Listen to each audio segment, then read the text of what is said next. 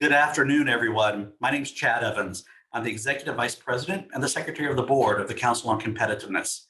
I want to welcome everyone to the second Council Competing in the Next Economy webinar presented by Lockheed Martin.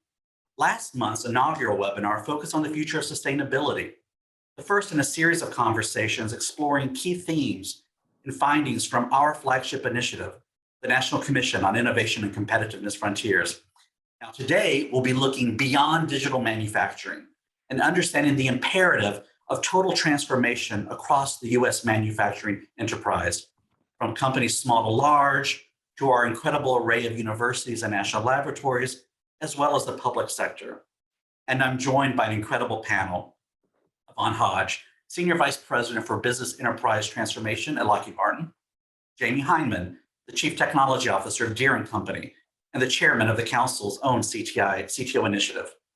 Tom Kurfess, the chief manufacturing officer of Oak Ridge National Laboratory and the co-chair of our National Commission Working Group on Sustainable Production. Theresa, executive vice president for research and partnerships and the professor of electrical and computing engineering at Purdue University, and the council's own president and CEO, Deborah Wince-Smith. Now, Deborah, I'd like to turn to you first for some stage setting remarks before I introduce the panel more fully and kick off our conversation. Thank you, Chad, and let me thank everyone who's joining us this afternoon for this second in a series of exciting conversations sponsored by Lockheed Martin on issues that are impacting the future innovation and competitiveness of our nation. I want to thank you, Chad, for your leadership and the entire great team at Lockheed Martin for all of their thought leadership and hard work in putting together this really fabulous discussion on advanced manufacturing, the digital transformation, with such a distinguished group of panelists representing leaders from two different sectors, but related sectors in our economy, defense and advanced manufacturing products, as well as a great lab director, national lab leader, and a university leader as well. As you said, Chad, our conversation is going to focus building on what we did in the first conversation we had on sustainability, pursuing innovation with purpose. We had a great discussion there, and I'll just share with you that our panelists for Bank of America, Lockheed Martin, UC San Diego, and Pacific Northwest National Laboratory really highlighted some very major shifts that are occurring as sustainability writ large has moved into the mainstream and is a very significant priority for corporate boards and for companies who are directly engaging with not just their customers, but their stakeholders in the entire ecosystem. One, we learned that we need a strong commitment from industry to implement key sustainability metrics, and we need an environment in which such commitment is rewarded and encouraged. Universities and national laboratories have immense sustainability-oriented technologies, and the opportunity is really here for the United States to scale and deploy these technologies for innovation, yes, in the marketplace, in partnership with industry, but also to address the concomitant sustainability objectives in society, as well as in communities across our country and around the world. Again, today we're partnering on another key issue, the transformation of advanced manufacturing and in the digital world, where digital is really everything. I have to share with you that the Council on Competitiveness has had a long-standing history and role in shaping the manufacturing transformation of the United States. Indeed, the Council, founded back in 1986, was a response in part to Japan's leadership in total quality management, in which many of the key industries that we had led and had the dominant position in export were being challenged because Japan had focused more on manufacturing than we had in the United States. And when the Council really launched our leadership in understanding that innovation and our capacity to innovate and our capabilities for all innovators to participate are really the only sustainable long-term drivers for our nation's productivity, increasing the standard of living for all our citizens, and succeeding globally, understanding that manufacturing production is at the heart of productivity is something that we have always championed. In our groundbreaking 2004 National Innovation Initiative, we really presaged that manufacturing was really undergoing a great shift, and that the conventional view that manufacturing is dirty, dumb, dangerous, and disappearing couldn't be more wrong then. And of course, today it's completely wrong, because manufacturing is safe, it's smart, it's sustainable, and it is surging. We have teamed across administrations with both the second Bush administration, the Obama administration, Department of Energy, and other parts of the federal government in understanding how to drive advanced manufacturing and its intersection with energy productivity and energy efficiency into the fabric of our industry and the whole ecosystem of innovation. We are very proud that in the Obama administration, the council led the National Digital Engineering Manufacturing Consortium that for the first time was a public-private partnership, and two of the corporate members, Deere and Lockheed Martin, were core members of that initiative. To how could we bring modeling and simulation tools in design into our small and medium-sized manufacturing base, particularly in the Midwest, where many manufacturers and the supply chains were really way behind the OEMs that they serve. And that has led to one of the DDMI Institutes of Manufacturing that our government supported. So this issue is at the heart of the Council's National Commission on Innovation and Competitiveness Frontiers. And we know, as we look at what are the future drivers of productivity, how can we deliver sustainable growth, inclusive prosperity, that manufacturing, the skills, the capabilities, and the business processes that are changing at warp speed have to be integral to that work. We have formidable competition, as we all know, from China. Back in 2015, the Made in China plan targeted this transformation and digitization of manufacturing and all the technologies that feed into this as one of their highest priorities. And of course, it relates as well to their very ambitious goals in next generation advanced microelectronics that really are the platform for everything in the digital world in which we are living. There's a lot of exciting work underway and initiatives underway in Washington with the new Biden administration, and also the Congress. We're very, very excited that the Council on Competitiveness has played a leadership role in helping shape the U.S. Innovation and Competition Act. It's an evolution of the Endless Frontiers legislation, and it has been cleared by the Senate under Senator Schumer and Senator Young's leadership by a large bipartisan vote, and the House is expected to take action on this in the coming weeks. Very importantly, this bill includes $52 billion in emergency spending on semiconductors.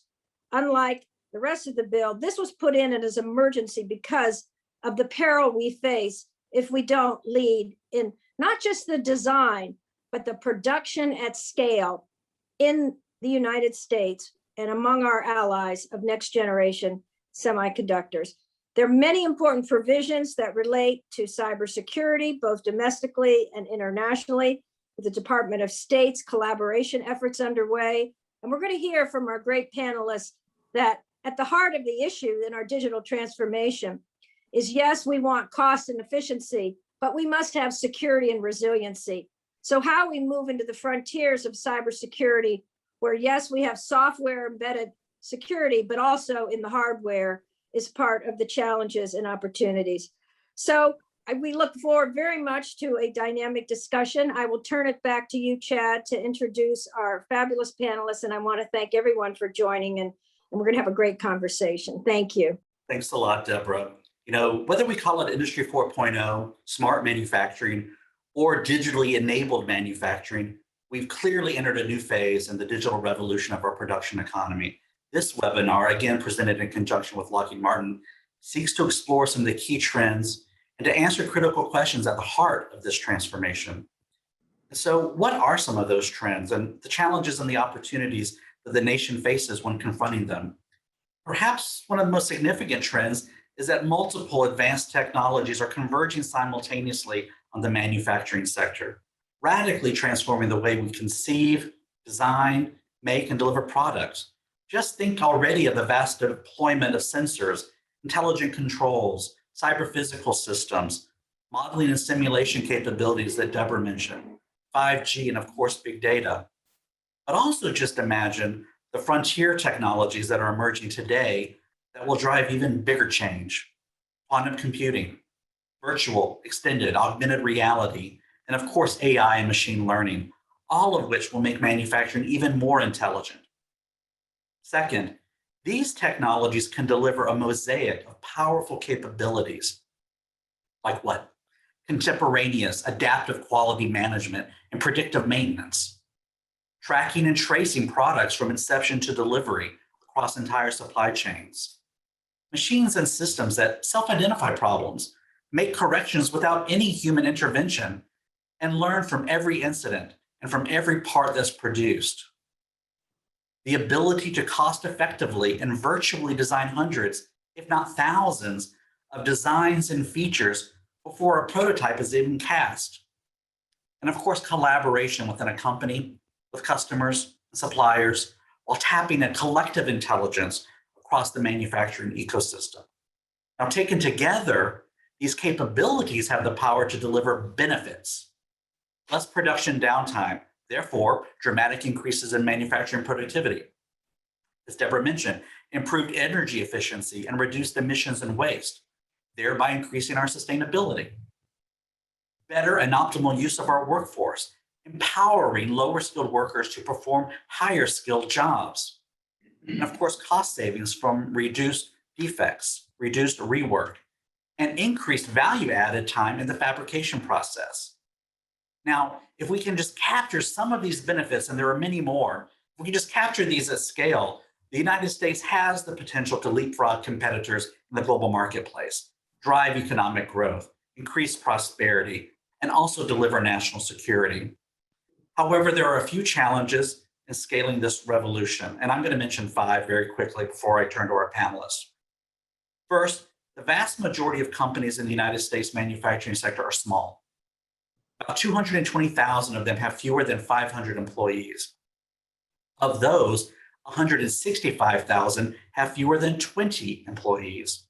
And many of these firms are already struggling to integrate commodity digital technologies, lacking perhaps the ability to invest or the technical and workforce needed to implement and operate an advanced manufacturing system. Second, new skills are going to be needed in the manufacturing sector of the future, and we'll talk about those. Third, a production paradigm shift will require significant organizational changes. I was talking with the panelists just before we came on. Just imagine introducing a new piece of equipment, but that could change everything from work process to job design, to skills and training needs, to safety protocols, as well as the actual design of facilities. Fourth, the non-traditional cyber attack threat surface has grown dramatically and will continue to grow, requiring significant enhancement of cybersecurity and production systems, factories, logistical systems, everything across the supply chain. And now, fifth and finally, scaling digitally enabled manufacturing across the country is going to require significant, unprecedented collaboration, not only within and across companies, but also among a diverse set of external stakeholders, systems integrators, equipment designers, producers, software developers, educators and trainers, standards developers, the list goes on. So Yvonne, with all of that in mind, I'd like to turn to you first. As you think about these trends, the challenges and the opportunities, and as you are leading within Lockheed Martin, this incredible transformation journey to create new business value for the company that manufactures already some of the world's most science and engineering complex components, systems, and platforms, I'd love to think about how are you thinking about addressing some of the biggest barriers that companies might still face and the changes that might still be needed to leverage the power and the promise of digitally enabled manufacturing. Well, first of all, I'd like to thank you for inviting me to participate. Powerful comments from Deborah and Chad. Great question. The discussion that we're about to have is so critical, and I'm honored to be a part of it. So let me I'm going to align my comments based on some of the key things that Chad and Deborah said.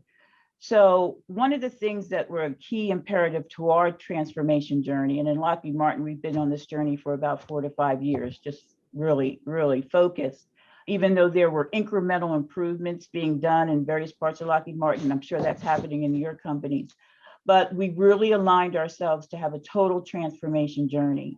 What we didn't want to do was to sub-optimize, for example, the manufacturing side without thinking about what's happening for our customers' missions. What's the implications to the engineering and design processes? And then how do we really build a digital thread from our customer requirements into sustainability and into the supply chain? Now, there's significant implications associated with that. And one of the things that we have in the journey we're on in Lockheed Martin is to really remove barriers, because you have to think about the culture, and that's one of the barriers, the culture of your company. Are we ready to digitize? Do we have the heart and the courage to do that? And that is critical for us because our customer missions require that. We have to be proactive and predictive, and our capabilities need to be prescriptive in order to protect the warfighter as well as our world.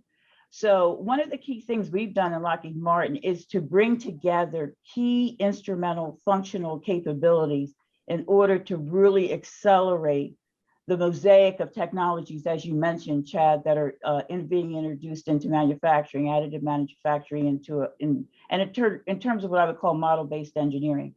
So we've brought our data structure, the critical data strategy, with our information technology team, along with my transformation organization and our cybersecurity team and the resiliency of the company. All of that is under my senior vice president role. Now, some people thought, well, maybe that's a different approach, but when you think about it, those are key elements in our ability to really be able to deliver digital transformation. And I think you heard that in Deborah's comments, and you heard that in Chad's comments as well as this question. So think about how you're structured in your company, and really, speed is the name of the game. We have to, even when you look at our adversaries, we need to learn faster than our adversaries and to be competitive. That's the name of the competitive advantage, learn the fastest. And the digital capabilities that we're putting in places are really important in terms of how we deliver. I just name a couple of things, that other barriers that we were working through. We started out with digital twins, and we started out with looking at intelligent factories. All of those were great opportunities, and we learned quite a bit from that. So think about it from the standpoint, as you look at intelligent factories, you're basically saying, I'm not going to fundamentally focus on a facility.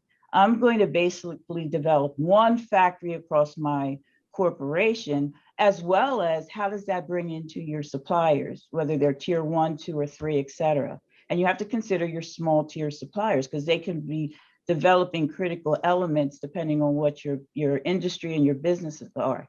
So we wanted to make sure that we were taking consideration the IT, the information technology, with the OT, the operational technology.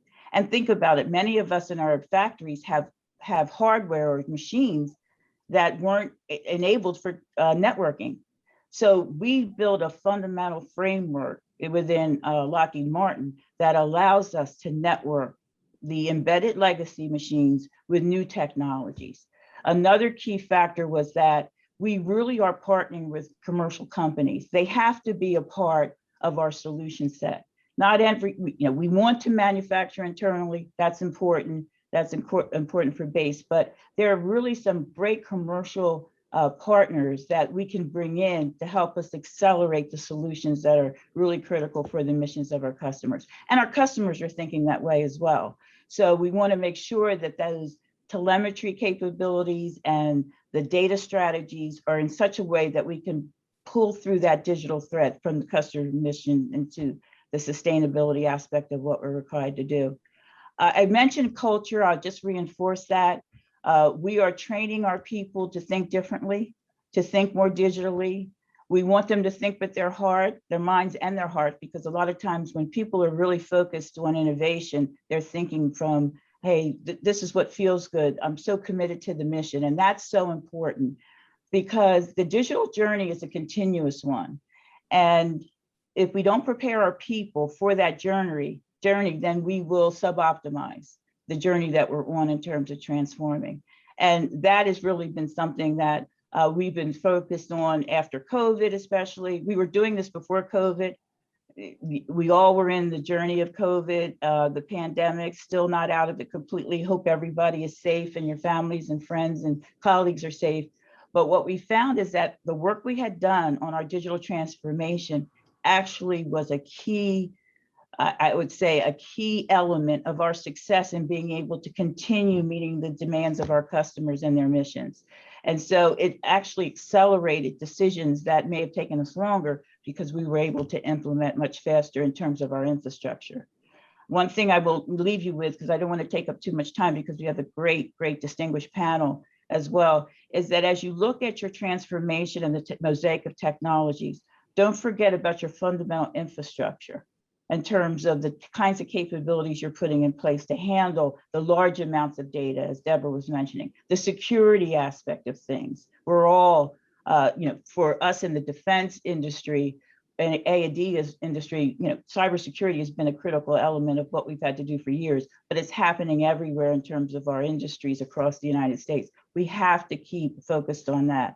And that's something that we can continue to talk about because there's a lot of proactive things we're doing. I have a cybersecurity center within my organization that does a lot of proactive work in data intelligence and working across the defense industrial base.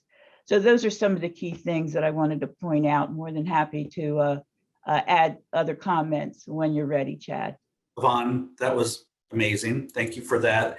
I'd like to actually see if Deborah, Theresa, Jahmy, and Tom have any initial reactions or thought. Yvonne, I was struck by one of your closing remarks that part of what you've learned over the past 15 or 16 months after the initial shockwave of COVID-19 is that in some sense, your transformation journey has helped prepare you all to be resilient.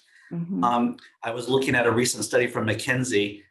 Before COVID-19, 92% of executives that they surveyed said that they knew that they needed to adapt to respond to the digital opportunity. So it's interesting to see how you all are beginning to understand your success and maybe even some of the things you still might need to do. Jahmy, Tom, Theresa, Deborah, any reactions to what you heard from Yvonne? And then Jahmy and Tom, I'm going to come back to you with a slightly different question. Sure, I'll kick it off. One of the things that we did a lot of work in terms of a lot of the PPE supply and also even things like respirators and testing kits and so forth, and even thinking about what does this look like? Do you really want to stockpile respirators? So 10 years from now, when we have another issue, you bring out a 10-year-old respirator that's been sitting in a closet somewhere, right? Is that sort of the right approach? Well, maybe we should stockpile the components. Maybe we should stockpile the molds and so forth so that we can injection mold these things. Maybe we should stockpile the digital design of these molds so we can print them up and then go into production and have that distributed around the country. So what I saw was it really highlighted, and it accelerated out what is going on. And one of the things I did want to point out is I loved it when you said sort of the whole digital thread is allowing us to accelerate, getting us to think faster, getting us to implement. And by the way, I think it's not only on the technology side, but also on the personnel side. It's getting new information out to our workforce, not just about next generation workforce, but about current generation workforce. One of our mantras, my favorite mantra really, is innovating faster than the competition can copy. It works for workforce, it works for technology, and by the way, it also works for cybersecurity. So yeah, right on the same page. That was great stuff. Thanks. Thank you. Jahmy, Theresa, Deborah, any thoughts?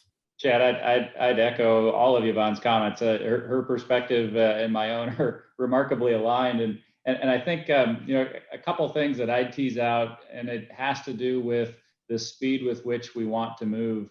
At least in my experience, we often resort to an excuse around the current technical debt that we all have as organizations as a means or a reason not to move faster. And we have to be smarter about that. We have to find, Yvonne mentioned it, we have to find ways around that problem by good architecture and future-proofing data structures for the path forward, and not dwell quite so much on the mistakes and the sins of the past, because the interesting part is ahead of us, in fact. And I think that at times keeps organizations from focusing on what's most important. Thanks, Jahmy. Theresa, please.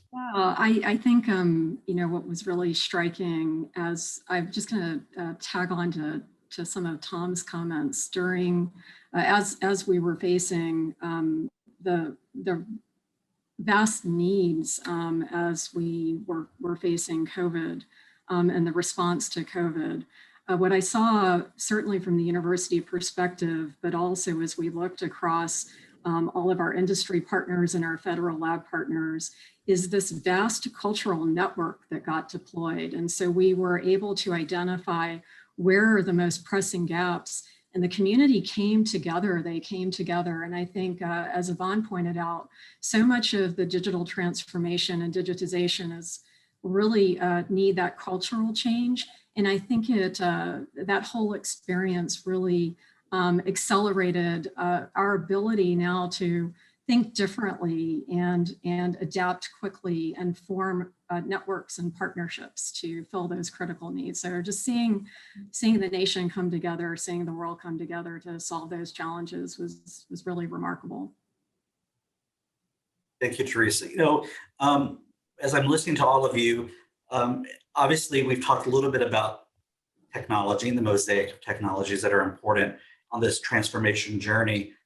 But we also know it's not just about the technology, it's about the implications of the technology on that journey. And Jahmy and Tom, I'm wondering if you could perhaps weigh in here, and having heard Yvonne and your other panelists just now, maybe abstract a bit, share your thoughts on the current state of play of the digitally enabled manufacturing space in the United States, but also maybe share one or two of the key elements that you think are necessary for a national vision for the future. And Jahmy, maybe I could turn to you first on this, and then Tom will come to you.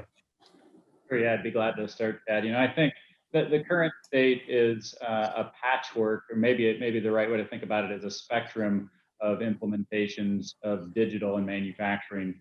You know, from one end where people are just beginning to come up that curve, to the other end where organizations are much more mature in applying digital within the manufacturing environment. And I can tell you that for us as a manufacturing organization, that's readily apparent in times like now where, for example, we're in a supply constrained environment, right? And Deborah mentioned semiconductors earlier in the semiconductor supply constraints that we're operating under. That's elevated to me the importance of extending this digital thread that Yvonne talked about, not just within our organization, within the DEER organization, but all the way down through our supply base on the supply side, so that we have, you know, great visibility to what's used where and how much of it is used where. Without that visibility, we get surprised at times to know that you know, certain semiconductors in this case are used in a component that's buried 3 layers down within one of our product designs, and we find out about that only when that semiconductor is not available, right? And the semiconductor manufacturers, in fact, don't know that it's used in our equipment either.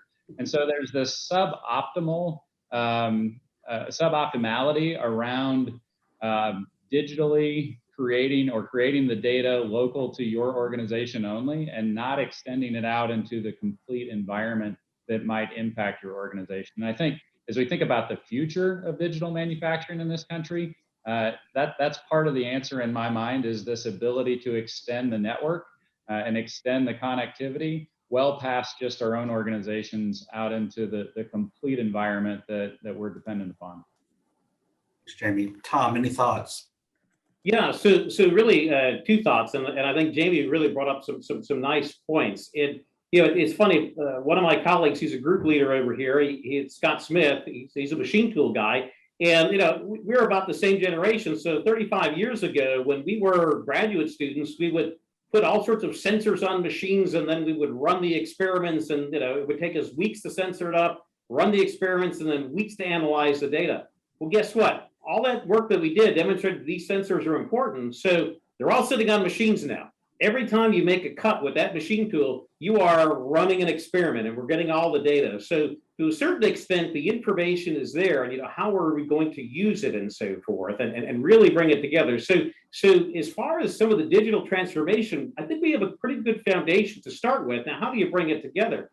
The other thing I really do look at is we do see a lot of the, and some of the big, the big primes or OEMs like the Lockheed Martins of the world or the John Deeres of the world. They have a very nice integrated system, just like Jahmy was talking about. But what about the backbone of American manufacturing, right? The small, medium-sized enterprises, the mom and pop shops, the ones that are making the nuts and bolts. How do you integrate that together? Where if it takes you 6 or 7 person years to really get up to speed on a system that's sort of highly integrated, these people, these small companies just don't have the individuals, the engineers to spend 6 or 7 years on it. Even if you did in 6 or 7 years, you got a whole new technology. So I think one of the big challenges is how do we take these larger systems that are up on the top and at the OEMs or the primes, and how do we grow what I would say is more of a grassroots approach from the small, medium-sized enterprises, the mom and pop shops, and get those to integrate together, not just in a data-centric fashion, but also in a cyber-secure fashion. So there's work ahead of us, and I think it's going to come from both directions, but it's really going to enable some amazing innovation, I think. Well, Tom, I want to build on that and maybe bring in Yvonne and Deborah and Theresa and Jahmy again. Jahmy, one of the implications I took from your remarks is that, Deere's future success is increasingly dependent upon not just this digital thread with your suppliers, but it's really almost like a tapestry as you're weaving together multiple threads and you're ensuring that their productivity will be empowering, enabling Deere's productivity. So I'd like to ask the group as a whole, as you think about that, and you may reflect on maybe some of the data I shared at the beginning, where we notice there are hundreds of thousands of small to medium-sized firms who are on different parts of this digital thread. How do we empower them to become more digitally enabled? And I think also related to that, and there was a question I saw in the Q&A, which I thought was relevant, how do we move beyond just piloting, say, potential technologies, to actually scaling them? Yes, probably some of the larger organizations on this panel have a lot of success, but how do we translate that across the entire US economy? Anyone want to dive in first? Well, one of the things from a Lockheed Martin perspective, it's just so interesting because we're having these conversations within our organization around how do we empower our supply chain and our all tiers. And one of the things that Lockheed Martin did, we during the COVID, which I know is public, that we made sure that we were funding, paying in advance to keep our mid-sized and small-sized suppliers in business so that they could still provide the capabilities that we wanted. So the focus on how do we make them more digitally enabled is really an important piece, as well as the security aspect. Because as we look at the cybersecurity side, that's one of our major vulnerabilities is from a supply chain, not the tier 1 suppliers, but the smaller side. So one of the things we're looking about or designing as part of our information structure from the digital transformation perspective is we're looking at portals. So what kind of interfaces can we build into our infrastructure that would allow regardless of what size the supplier is, information that's necessary to make them more successful and faster about what they need to provide for us. So it's called the control tower. I think you've heard those terminologies before, but for us, it's in terms of being able, regardless of the size, a cost-effective approach to come into the wealth of information that we have in terms of delivering capabilities, regardless of the size of the supplier. So what we're finding is that it's the data is a critical asset. So I think we all would agree to that. So what is the critical information that they can gain access to in a cost-effective approach in order to help enable them? That's not the total answer, but it's a key answer. So we're looking at a really robust data strategy into our supply chain, regardless of the tier. And we're also working with our customers on that. So we're getting their insights in terms of what they require as well as what they feel is essential information that our supply chain should have. So it's not something we're doing in a vacuum. So hopefully that helps with some of the ideas we're thinking about at a Lockheed Martin level. Absolutely, Yvonne. Jahmy, Tom, Theresa, Deborah, any thoughts?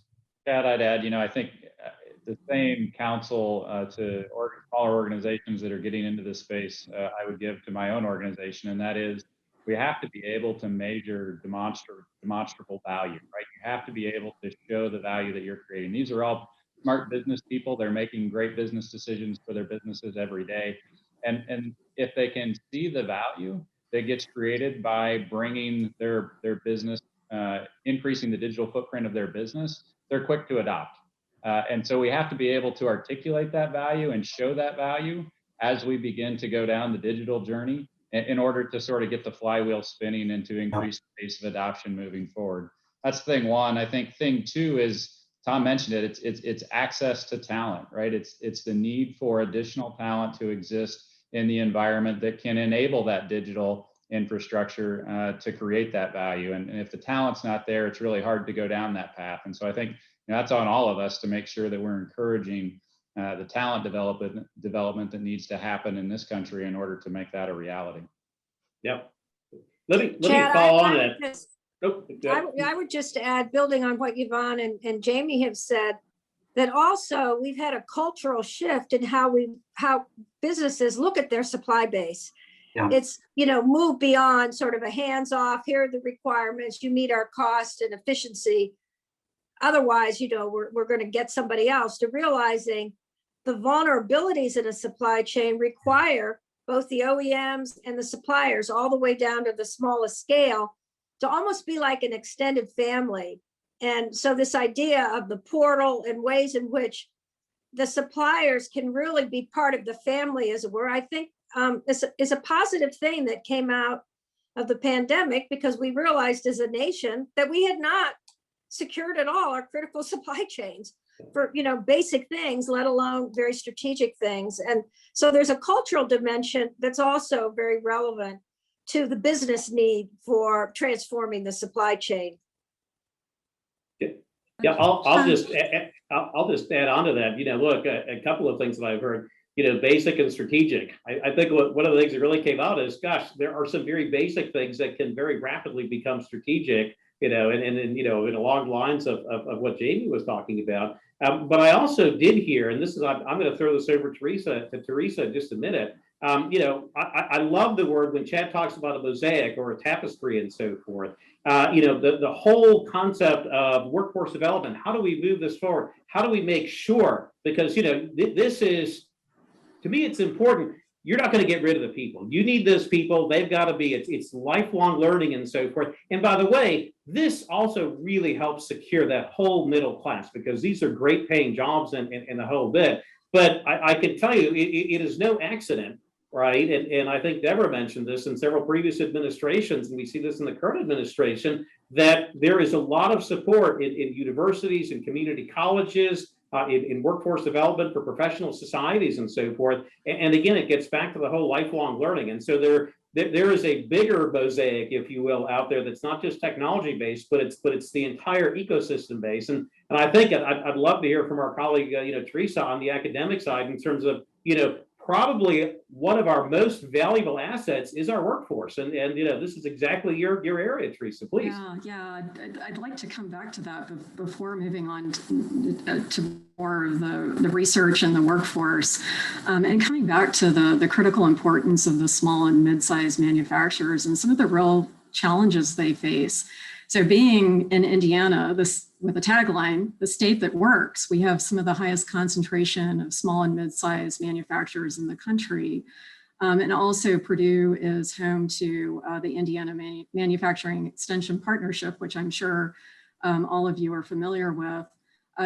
Through our work at the state level, through our work through MEP, not surprisingly, as we reach out to small and mid-sized manufacturers, right, as we think about the cultural shifts, but also the significant investment and funding that's needed in order to upgrade capital equipment. You talked about advanced sensors on everything, connectivity, the IT infrastructure, and the education and training, that's a real challenge for our small and mid-sized companies. And if you compare the US to other nations, they're essentially subsidizing those upgrades. And so one thing that we're really proud about is that Indiana, because it's such a critical part of our economy, again, the state that works, our governor announced that in July of this year, we're going to double down with an investment of $20 million biannually to provide a one-to-one match for the small companies to make those investments.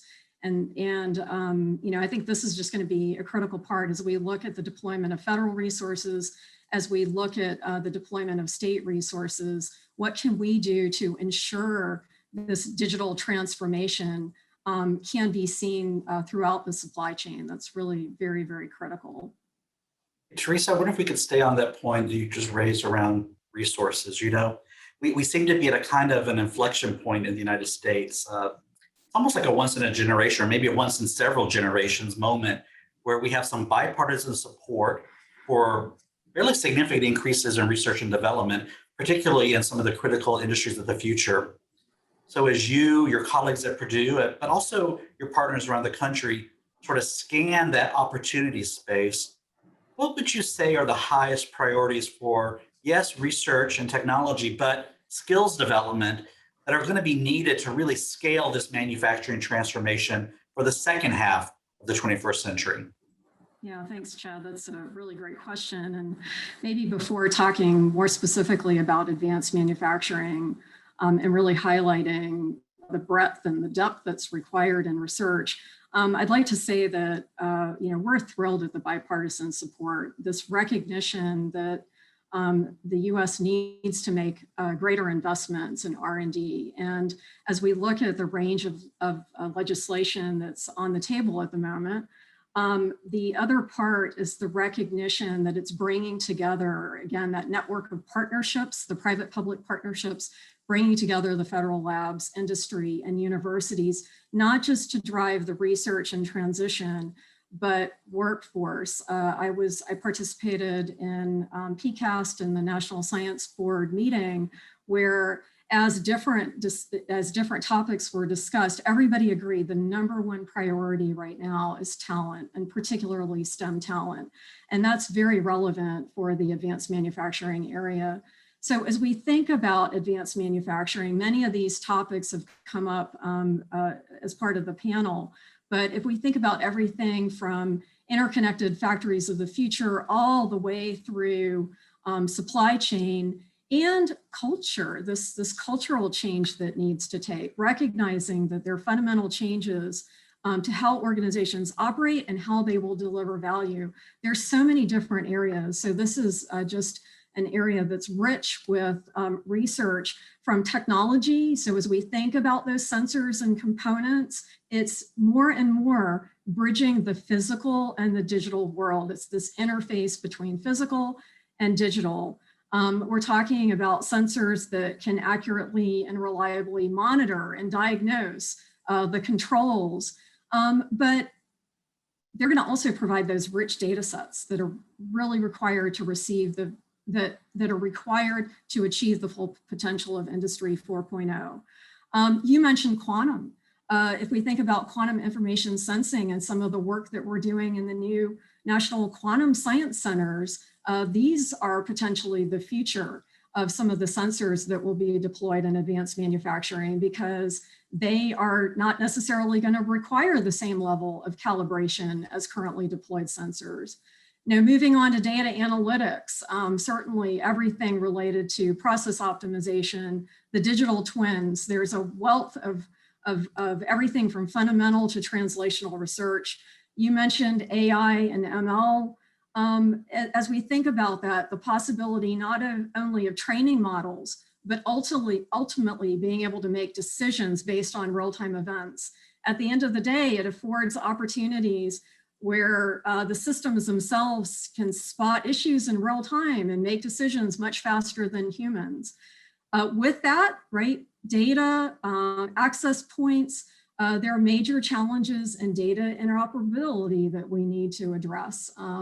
We have data in proprietary formats that don't translate. So again, this is part of some of the areas that are very exciting. We touch on wireless communications in the industrial Internet of Things and under extreme environments. We'll probably come back to cyber physical system security. All that enabling connectivity, there are going to be over 60 billion connections in the industrial Internet of Things. That presents a very large security challenges because the attack surfaces for nefarious actors is increasing dramatically. So I hope I share just the range of different technological topics, but I don't want to also miss out on the fact that right now it's also an opportunity as we think about social and behavioral aspects that we really need to integrate those into our thinking, into the research, into our talent development. Tom pointed to the possibility of lifelong learning across the spectrum, but it's also a possibility as we think to the future of training by deploying augmented reality and virtual reality and extended reality. It opens up a host of opportunities to upskill and retrain the workforce in real time. And that is part of the social responsibility as we think of what industry can bring to bear. It gives us the ability to employ workers who we may not have been able to employ previously if we can deploy the technologies. And that's really, again, building that strong middle class. So there's so many opportunities in all of those areas. Well, Theresa, thanks. I'd love to get others to weigh in, react to what you said. I'll mention one thing that struck me as you were talking, Theresa, and because we've talked about this in the past, is also the opportunity around a greater focus, not just on energy efficiency and productivity, but the technologies associated with the circular economy and greater sustainability. So I think that's another area where I'd love to hear from you all. But Deborah, I don't know if you wanted to weigh in, or Jahmy or Tom or Yvonne.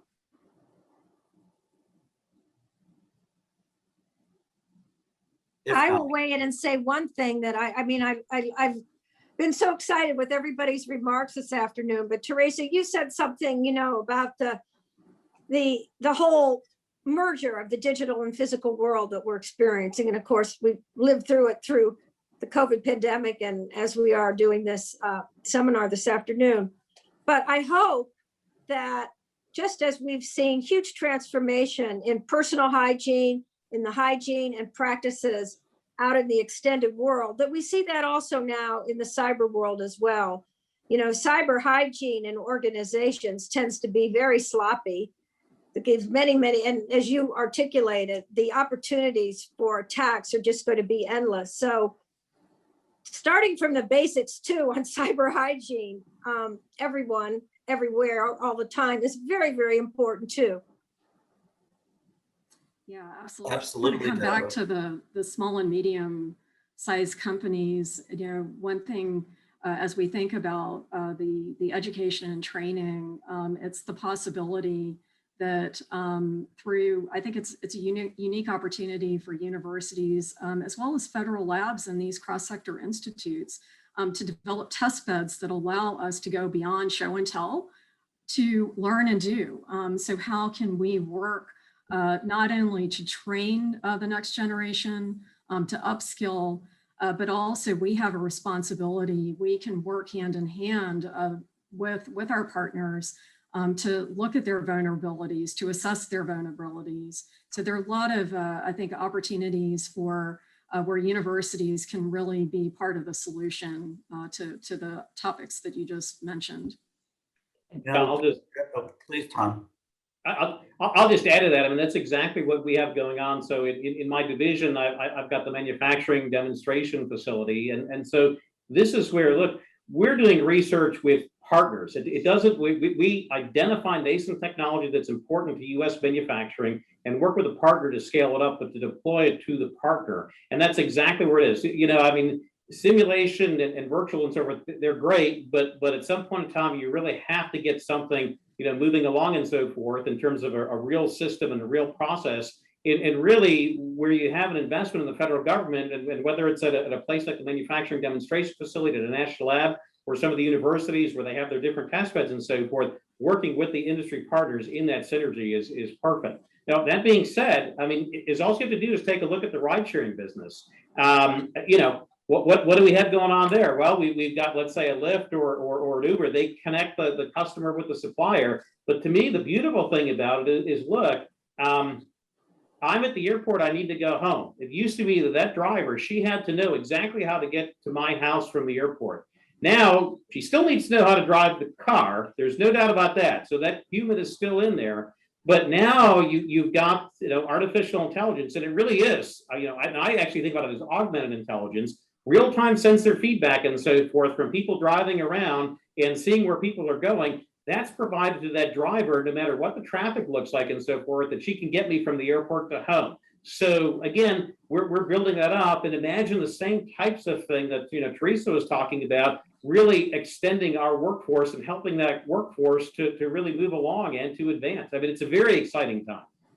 Well, Tom, you know, just thinking about that concept of augmented intelligence, and I'm conscious of our time, I want to bring up a point that you all have sort of alluded to, and I think is really critical, and it's really around cybersecurity. As you know, as our manufacturing enterprises transform and evolve, how will our approach to cybersecurity need to transform and evolve to ensure that we sort of stay ahead of the hackers? Yvonne, I don't know if you have initial thoughts on that, but Tom, Jahmy, Theresa, Deborah, would love to hear your reactions to that question. Yeah, well, just a couple comments there. One of the things that we've been successful at, we're a business and we want to make a profit and we want to be competitive. But what I've noticed in our industry, which has been very powerful for my team, is that when it comes to the cybersecurity and the data and what we're learning as a result of various adversaries and their behaviors, the data is shared across the industry and with our customers. And that has been very powerful for us to come up with ways to react and to mitigate and predict certain behaviors. And that's really important, especially now what has happened when you look at what the adversaries have done. We've been able to really tighten up the protection of the various aerospace and defense companies. But now they know our weak point are the suppliers. So what they're doing is trying to enter into getting our intel through our supply base.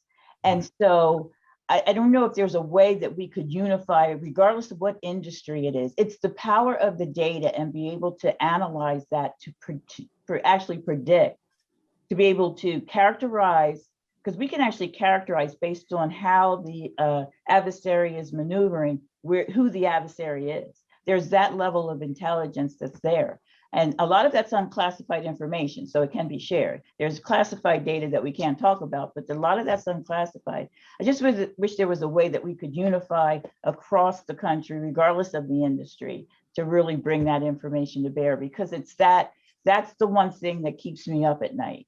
Is Sorry, yeah, Yvonne, I didn't mean to interrupt, but it reminds me of an example that Deborah gave in her opening remarks around this concept of a national digital engineering manufacturing consortium, which the purpose was to expose and engage small and medium-sized firms on advanced modeling and simulation tools. An incredible public-private partnership would be exactly what you've just described, Yvonne. How do we engage Lockheed Martin, John Deere, PepsiCo, and Applied Materials with their supply base on these cybersecurity issues? We'll take that. I gave you an action. All right, I love it. Tom, I think you wanted to hop in. Yeah, just really quickly, because I think it really does. This is another thread, cybersecurity, that really is cross-cutting across industries. I want to mention 3 points. Number one is about a third of all cyber attacks in the U.S. occurred against U.S. manufacturing facilities. And really what they're after. The second point I want to mention is really what they're after is information. They're not there to do damage and so forth. They're really, to get the intellectual property and so forth. And so to Deborah's point, it really is about hygiene. And so there's of course a whole new cybersecurity institute, CyManny, that's being stood up by Department of Energy under the manufacturing institutes. in Manufacturing USA. And basically really it's about transforming the culture. So you have this culture of now it's cyber hygiene and so forth. And really where I think it's going, again, people tend to think about, okay, I'm going to put a wall up and that's going to be my cybersecurity. We're going to keep people from getting in. It's really going to be about how do we stay one step ahead? Chad, you said it already. How do we stay one step ahead of that competition? So again, innovating faster than the competition can copy.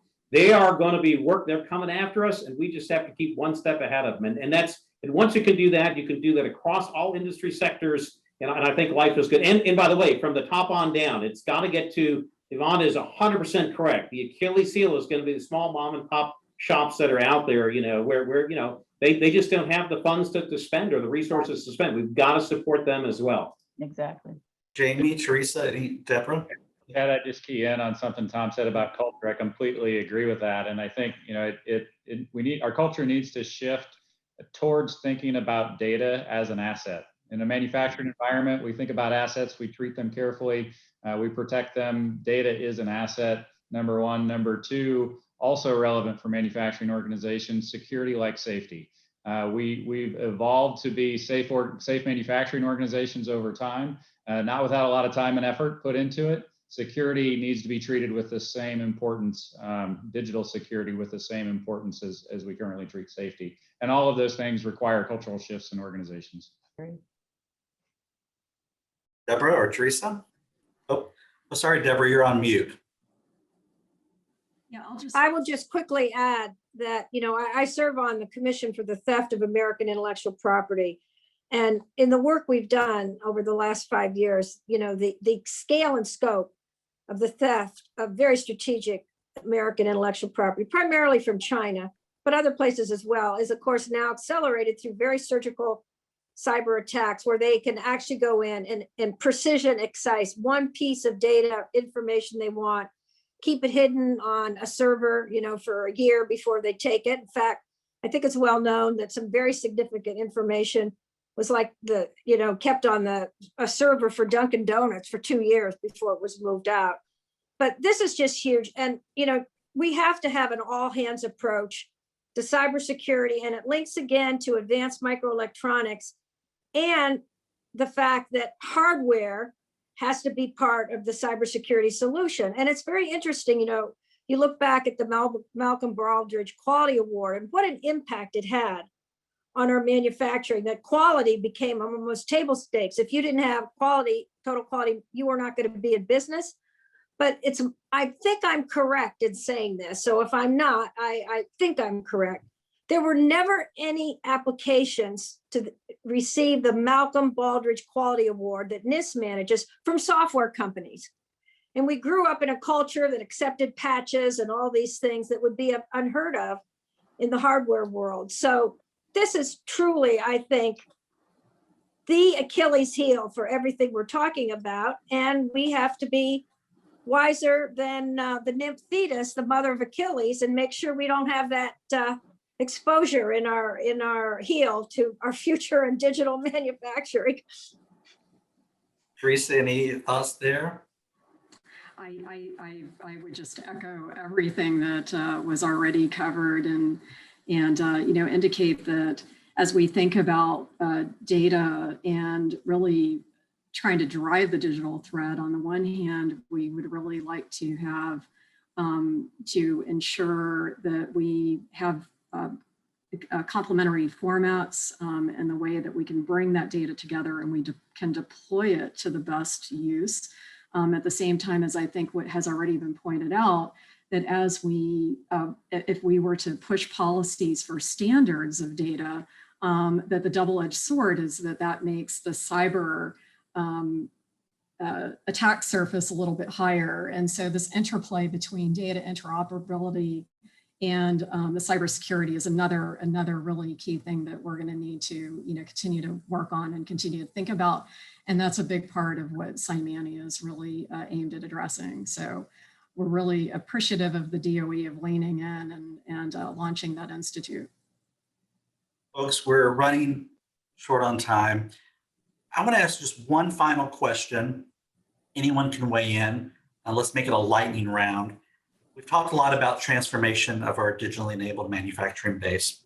From your perspectives, How are we doing? How are you tracking? How are you measuring success along this journey? Is there one single metric, slate of metrics, even just a thought you have? Yvonne, I'd love to hear from you and the Lockheed Martin perspective.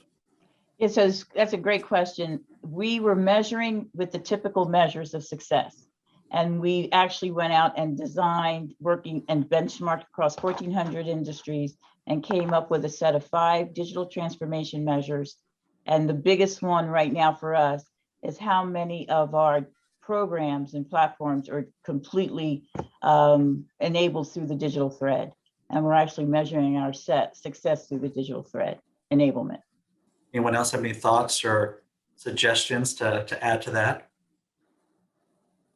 Oh, But I'll just add on to that. So we're looking at similar types of metrics with our partners. The other metric that we really look at is how rapidly we can deploy different types of technologies or learning capabilities through the digital thread. And the numbers are astounding in terms of just latest technology onto the shop floor in a very rapid pace. It's exciting. Deborah, any final thoughts you have, and then we'll wrap up our session. I would just add that I think one of the things we're seeing now, and it's almost a back to the future story, is that manufacturing and digital manufacturing matters tremendously to our economy, to our security, to our standard of living, to the inclusiveness of our people, and that there's such a recognition of this across all components of the ecosystem.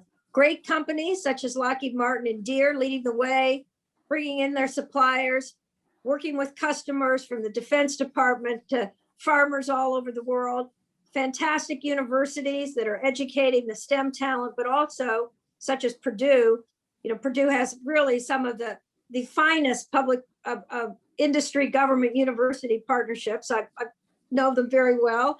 And then, of course, our tremendous national laboratories and Oak Ridge being at the forefront of additive manufacturing. And it's all, we really have a digital thread of collaboration across different sectors. So I want to thank everyone so much for their wisdom, their time, and being with us for this very exciting discussion. And thank you, Chad, for your outstanding moderation and discussion with us today.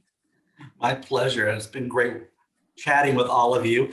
I had a couple of just quick takeaways. I think it's all about having a holistic approach and don't sub-optimize. Speed is the name of the game. Don't be afraid to bring in commercial partners when you have the opportunity and it makes sense for your business case. Focus on the culture change. There's some real significant barriers there, but a lot of opportunity space. And let's not, of course, forget to invest in our fundamental infrastructure and our security. So with that, I'd like to thank everyone for participating. I'll signal that be on the lookout for our 3rd webinar in partnership with Lockheed Martin this fall, the future of innovation and advanced technologies. I'd also encourage folks, if you'd like to learn more about the Council and the National Commission on Innovation and Competitiveness Frontiers, check out our website, compete.org. You'll find the report, Competing in the Next Economy, on our homepage. And then finally, again, I would just like to thank everyone for participating. And if you have any questions, you know how to find us at the Council on Competitiveness. Thanks, everyone.